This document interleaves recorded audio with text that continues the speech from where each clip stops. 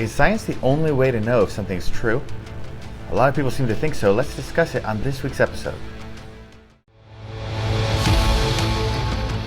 J. Warner Wallace is a cold case homicide detective who's been investigating cold case murders in Los Angeles County for over a decade. His work has been featured on Fox News, Dateline, and Court TV. Now, we join him as he applies his investigative skills to making a case for Christianity.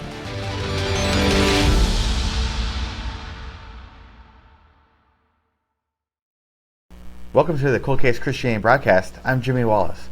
And I'm J. Warner Wallace. This week we're going to talk about what I think is a foundation of a lot of atheist skepticism that I'm seeing online.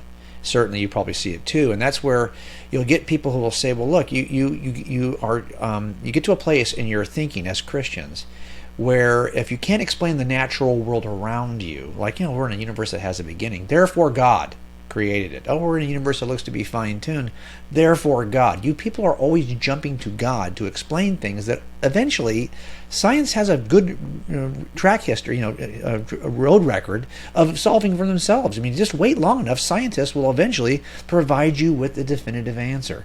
You used to think that thunder and lightning was the cause of the gods, but eventually we figured it out scientifically.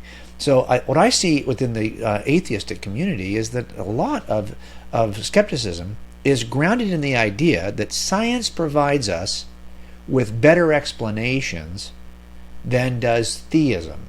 Are you seeing that as well?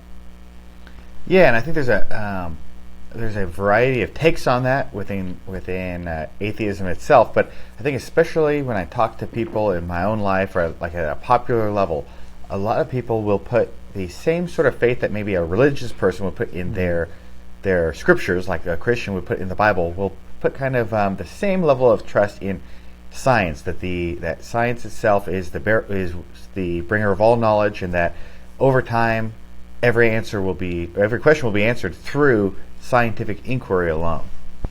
Now, look, I know that for a lot of you who are watching or listening, you're thinking, yeah, we're in a culture right now. We just endured a pandemic. We're still in the middle of it, probably, or we get toward the tail end of it, however you want to look at it. But we're in this place where, hey, I don't trust science anymore. I mean, we see a kind of increasing distrust of science, but often that's connected for one political reason or another. Generally, I still see skepticism about theism is grounded in what is the perception of better answers under philosophically natural scientific endeavors. So I think it is important for us to ask the question, can science really answer everything? And I think what's interesting is you've written an article about this, and I'm just going to point to it now on our website. And this article is simply called The Shortcomings of Scientism. That word needs to be defined. I'll ask you to define it in a minute. But it's based on an article which you read prior to this that was written a couple of years ago by a very well-known atheist named Peter Atkins. Now, Peter is known to the apologetics community because he is the subject of a number of debates in which he's been involved, most famously one from many years ago with William Lane Craig, which we'll talk about a little later on today. But Peter is still writing books, and so I want to go to an article that Peter actually wrote that you quoted in your article. And here's the article. It's at a website called Eon, and it's called Why It's Only Science That Can Answer All the Big Questions. Now, Peter Atkins is a fellow at Lincoln College, University of Oxford, and again, he's not just debated a bunch of well-known Christians, and most importantly, William Lane Craig.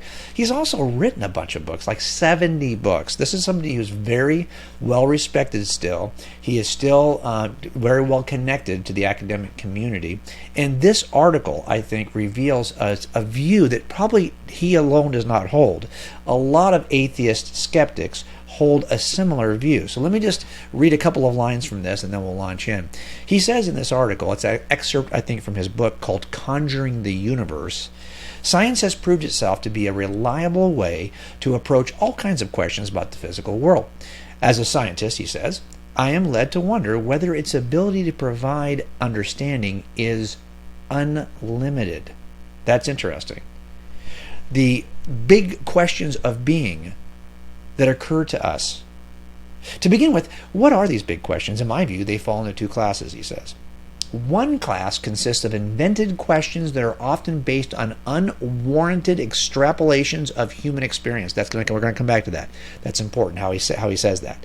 They typically include questions of purpose and worries about the annihilation of the self, such as why are we here and what are the attributes of the soul. You'll notice before we even start, he's calling these unwarranted extrapolations. But anyway, he said they're not real questions because they are not based on evidence. Thus, there is no evidence for the universe having a purpose. There is no point in trying to establish its purpose or to explore the consequences of that purported purpose. As there is no evidence for the existence of a soul, except in a metaphorical sense, there is no point in spending time wondering what the properties of that soul might be, should the concept ever be substantiated.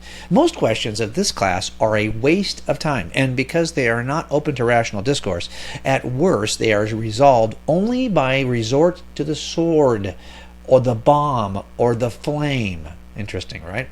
The second class of big questions, he says, concerns features of the universe for which there is evidence other than wish-fulfilling speculation, and the stimulation provided by the study of sacred texts. They include investigations into the origin of the universe, and specifically how it is that there is something rather than nothing. The details of the structure of the universe, particularly the relative strengths of fundamental forces and the existence of the fundamental particles, and the nature of consciousness. These are all real big questions, and in my view, are open to scientific elucidation. Okay, so that is really kind of the starting point that you launched from in your article talking about the shortcomings of scientism. But before we kind of go through that article, I want to ask you to define terms. So what do we mean when we use the expression scientism? It sounds like science or scientific, but what do we really mean by scientism? Yeah, this is a term, I think it may have come even from apologetics or Christian circles, but it's attempting to describe, even though I may have never heard an atheist use this term, it's attempting to describe essentially what Peter Atkins just was talking about. I mean, I think he has like 3 or 4 paragraphs rather to explain it. But essentially, scientism would be almost like a religious belief, or I would argue, unwarranted belief that science can answer everything. J.P. Moreland, a Christian apologist, he defines scientism this way. He says scientism is the view that the hard sciences alone have the intellectual authority to give us knowledge of reality. And I think you see that with Atkins in this article, where he says questions that are meaningful or are good are the ones that scientific evidence can answer, and other questions that science can't answer, like what's the purpose of life, are not real questions. So anything that science can't answer is not real, and therefore all real questions can be answered by science alone. And so it's this appeal that science is the only mechanism by which we need to learn anything.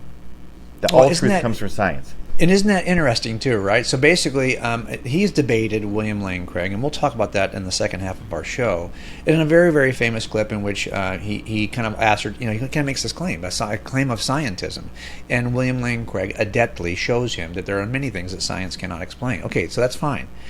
I think almost and that was many years ago. So as I'm reading this more very current article, which is an excerpt from his book, you almost get a sense that he's trying to respond better to what he couldn't respond to in that live debate or that live discussion. It was like a kind of a sit-down conversation about science and the role of science. And I almost kind of think he's like saying, hey, all the questions that you think we have no answer for are not even worth asking. So they're out of bounds, as if to say, because I think he recognizes that there are, and to be honest with you, if you asked most humans on the planet which of these kinds of questions is more fundamental to them in terms of how they live their lives, questions about whether or not the universe is fine-tuned or the origin of the universe can be explained from a Big Bang cosmological model or whatever that may be, are not nearly as important to them as why am I here? Those kinds of metaphysical questions that transcend history, transcend people groups. What is the purpose of all of this? To say those questions have no merit.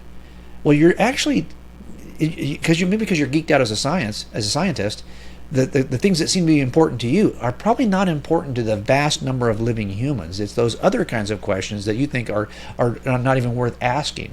Those are the ones I think most of us will spend most of our lives dwelling on. Don't you see the difference between those two?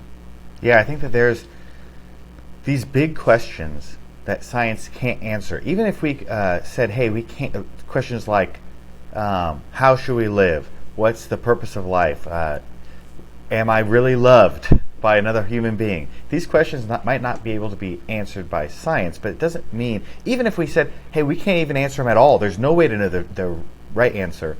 I think practically, I don't know anyone, and I would even assume, not knowing Peter Atkins, I would assume that at some point in his life, he's asked similar questions. How should I act? What is right and wrong? These kinds of big questions, but these are questions that are important to all humanity, but are not able to be grounded in a purely just the hard sciences. We can do an experiment and get the answer to these questions, but they are meaningful. They're the questions everyone's asking. Right. Okay. So let's take a break. We're a little bit. We've got some time now to kind of parse out. When we get back from the break, we'll speed round through the 3 shortcomings that you've identified related to this notion that science can actually provide you as the best authority for any answers or for knowledge. That everything that needs to be known can best be understood by way of science. This notion of scientism. We'll come back with 3 shortcomings after the break. Jay Warner and Susie Wallace have written 3 kids' books to help children know the truth and defend it in the public square. All 3 books mirror Jay Warner's adult books, chapter by chapter. And best yet, the kids' books are written as fictional stories that will turn your kids into detectives as they solve mysteries and learn about Christianity. There's also an interactive academy website at casemakersacademy.com where your kids can join other cadets and complete their own academy notebook. Each course has free videos, activity sheets, and more. Your young readers can even earn their own junior detective graduation certificates and appear on the Honor Cadet Wall. Be sure to visit casemakersacademy.com to learn more.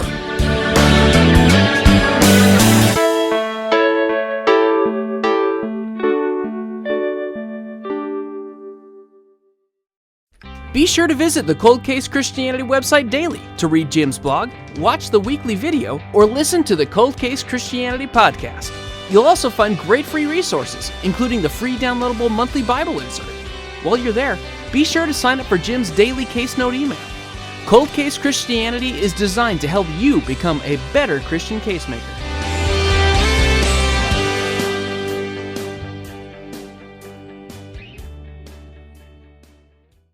In addition to Jim's daily blog and weekly podcasts and videos, Jim continues to write books designed to help you become a better Christian casemaker.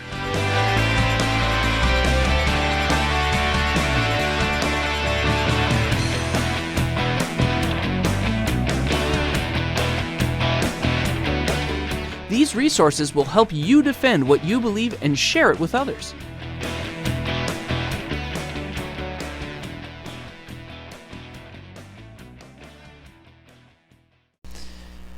Welcome back. Now we're going to talk about 3 of the shortcomings of scientism that you list in this article on coldcasechristianity.com called The Shortcomings of Scientism. And the first one you mention, you say this in your article, say first and perhaps most importantly, scientism cannot meet its own standard, you say. So tell me, why is it that you don't think that scientism can meet its own standard? So scientism is the claim that the hard sciences are alone can answer all questions. That's the only place that we need to go for truth. And that's essentially what Atkins is arguing in his article that we talked about in the first segment, that, hey, the questions worth asking are the ones that can be answered by science. But this statement alone, the statement that the hard sciences can bring you to all knowledge, scientism says that this itself is a true statement. But scientism, that statement, cannot be measured scientifically. We can't create a experiment in which we can test whether or not science is the only way we could know truth. So it doesn't meet its own standard. There must be at least one other way to know truth, because in order to arrive at the claim that science is the only way to know truth, we must use a different process. We could not use science itself. Right. So the claim that, hey, all truth is discovered by science is not something you can discover with science. That's a philosophical position that precedes any endeavor you take. So in other words, this is when you see this a lot when people who write under purely scientific backgrounds make strong philosophical mistakes in their writings, where they presume that, as I think it was Dawkins who said that philosophy was dead, or maybe it was Hawking who said that philosophy is dead, it has no role to play, which itself is a philosophy about his endeavor in the sciences.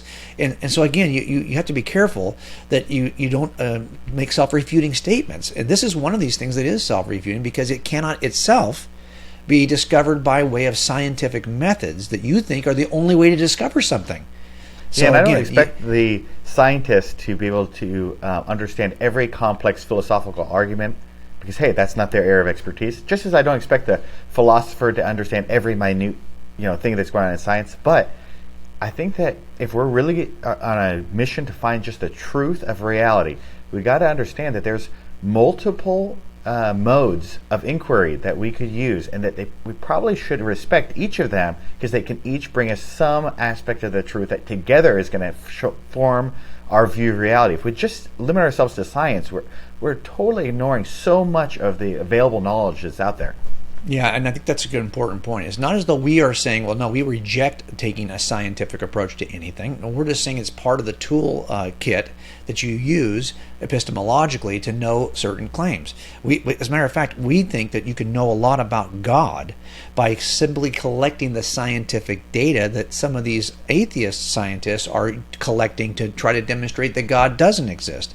This is what I wrote about in a book called God's Crime Scene, where we're just looking at all the same scientific data, but what is the better inference? Is something that our good friend Frank Turek often says, is that science doesn't say anything, scientists do.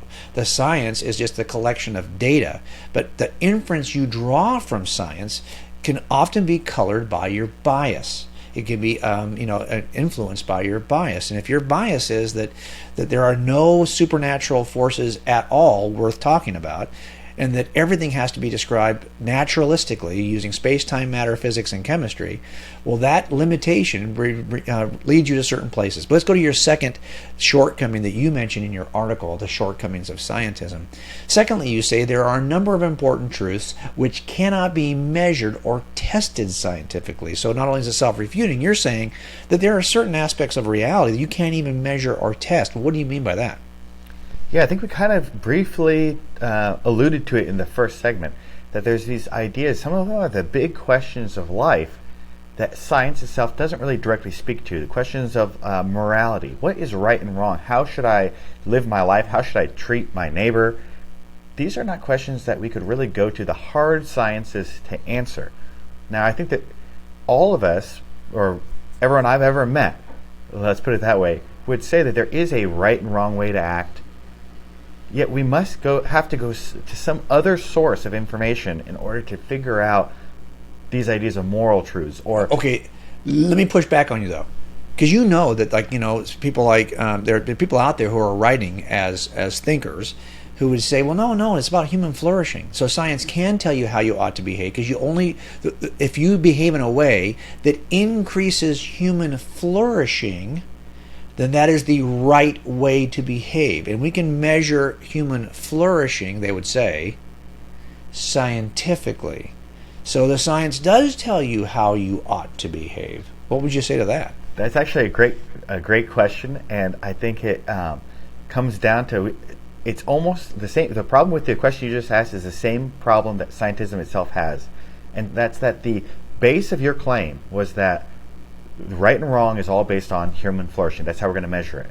But that claim itself, that human flourishing should be the measurement, that claim cannot be measured scientifically. So even though the claim supports, hey, we're going to use a scientific method, the claim itself cannot be tested scientifically. It's sort of like what Atkins does in his article, where he says, hey, the questions that science can answer are the questions that are worth asking.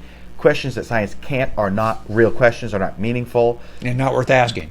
But that claim that those are not worth asking cannot be tested scientifically. So that question or that claim would be one of those questions that he's saying that you should never even answer. You shouldn't even consider those types of things. So even if you do not take a Christian perspective on something, at the very least, we cannot appeal to only science alone. Even if you draw a conclusion that's different than mine, let's be fair. We cannot use science alone to ask the question. There's other things we can learn out there that go beyond the hard sciences that we can know that are actually true. Yeah, and even the idea that language is important and test people's language. When someone says that flourishing is the high goal of biology and all biological systems, really, it's survivability, really. Do you mean survivability? No, I mean flourishing. Because if it's survivability, then eating your neighbor and all of his food and destroying that entire clan is actually going to help you survive better. Survivability as a goal often leads to misbehavior historically, and people would point to that. But we're saying, no. There's a certain kind of survival. Oh, now hold on. Now you've embedded ethical standards you cannot get by way of science. You have a philosophical view of how we ought to live, not just that we ought to live, but how we ought to live. And now you've dipped your toe in those waters that are outside of what science can actually explain. So I think that's part of the language trick, is that flourishing it means in some way to the person. It's Sam Harris who makes this claim, by the way, but the idea of flourishing actually steals from an ethical view of survivability that he doesn't have leverage yet. He doesn't have the ability to explain that scientifically yet. Anyway, the bottom line is these big questions, or the questions that science can't answer, are often the questions that we ask most frequently. Yep. On a daily basis. We might not ask, unless we're a scientist, a scientific question, but we might ask questions about, like, who am I, or who should I be? Who do I want to be? Questions of identity. And how should we live? Yes, and these are the most meaningful and most common questions, but these are the very questions that science cannot answer. It's not designed to answer those. Right, and this is why Peter Atkins says those are out-of-bound questions anyway. Let's go to the last piece now. The last shortcoming of scientism, you say, is that there are a number of presuppositions one must hold in order to engage with scientific inquiry in the first place. So what do you mean by that? Yeah, if we just stick to just the hard sciences, now we're going to be using things like mathematics, logic. We're going to create experiments that we're going to try to draw some type of empirical data from. But the problem is that we're making some presuppositions about the empirical data itself and how we can use it. Ideas of mathematics that 1 + 1 will always equal 2, although they are true, they cannot be tested scientifically. We have to assume that that's true so that we can run our experiment. Same thing with ideas of laws of logic or reasoning. We have to assume that if we're going to do a test on an animal, we have to assume that that animal really exists and will exist in some state, consistent state throughout our experiments, so that we can see if our experiment is really working or not. But those are just assumptions we have to go into. We can't do a scientific experiment to learn if math is true. We believe math is true so that we can do our scientific experiment. Yeah, there's these basic laws that we assume are true, and the law of non-contradiction, other kinds of laws, mathematical facts we assume, and mathematical relationships we assume are true. And then there are a bunch of like metaphysical kinds of questions that we assume are true, like that the physical world around us is real. So I think that's another. So you've basically broken down the shortcomings in 3 categories. One, you've said, hey, this is self-refuting to begin with, which ought to give us pause before we even look at the other 2. And 2, that there are a number of important truths that just are not accessible through science. And 3, that there are a number of presuppositions which you assume before you even start doing science. And knowledge of those areas are not they have to precede the science, not as a result of the science. And what I want to do is point people to an article written by some people that we also are very familiar with. Its article is called 12 Things That Science Can't Explain. It's at scienceandskeptics.org. Saintsandskeptics.org. So I've got it here on the screen for you to take a look at it. And here's what's great about it. They actually point and link to that famous debate or conversation between Peter Atkins, the article's author, we're kind of ending where we started, and William Lane Craig, in which he makes a claim. in front of William Lane Craig that, that science is the arbiter of truth. And William Lane Craig says, hey, there's actually a number of things that science can't explain. And you can tell in the first conversation, Jimmy, that Peter Atkins is like, really? Like what? Like he doesn't believe. And then he lists these, and I'll just read them from the article for you. He says, number one, things you've already talked about, logical and mathematical truths, which are presupposed by science. That science cannot determine those, science relies on those. 2, metaphysical truths, like the past was not created 5 minutes ago with the appearance of age. Or that we're not in a computer simulation. We are actually, the physical world around us is real. There are minds other than our own. These are things that cannot be determined with science. 3, ethical truths, moral truths of right and wrong. And 4, aesthetic truths, which we didn't even talk about. It claims about beauty, what's ugly. Even if you said, the inner mechanisms of this cell are beautiful, you have to have a notion of why that would be beautiful by definition, which you cannot get from science. And finally, science itself, as you said. But he argues that science itself is based on assumptions that can't be proven, therefore you cannot prove. So that's a slightly different twist, but it's kind of like going back to your self-refuting notion. Now, look, we're coming up to the end of our podcast this week, but before we go, I just want to point people to another article. You've written 2 articles, really, that kind of dig into this on our website. The other one is this one. I want to point people to it, and that is this article called The Bias of Secular Science Coverage. And it really just kind of talks about how many scientists will offer an explanation for the beginning of the universe, let's say, but then they will kind of back out and only offer the naturalistic explanations and report on those and kind of deny out any possibility that there's a supernatural agent causation to the universe. I just want to give you 30 seconds to kind of talk about that article and why you wrote it. Yeah, I just think that there's a number of, sometimes we'll ask a certain question like how did the universe begin, and there'll be a number of different hypotheses. But often I'll see we want to focus, or at least the media will want to focus on only those which hold a very hard materialistic perspective. And even though there are competing and sometimes even superior theistic models, we won't include those. Or even if it's not strictly theistic, some type of supernatural model, we won't include those. We want to stick to just the naturalist. But I think if we look at the basic problem with scientism is that it sticks too hard to just science alone, and I think that's kind of the problem we're seeing with a lot of media coverage is we're only looking at science to find our answers, even though there's other areas we could go to find truth. Yeah, it's true that the media around us is kind of an embedded scientism as well. But we're up against that hard break, and so that's all we have time for this week. Thanks for joining us on this edition of the Cold-Case Christianity Broadcast. We'll see you next week. To hear more from J. Warner Wallace, please visit coldcasechristianity.com. For more information on this week's topic, visit youtube.com/coldcasechristianity with J. Warner Wallace. Thank you for joining us on this Cold Case Christianity broadcast.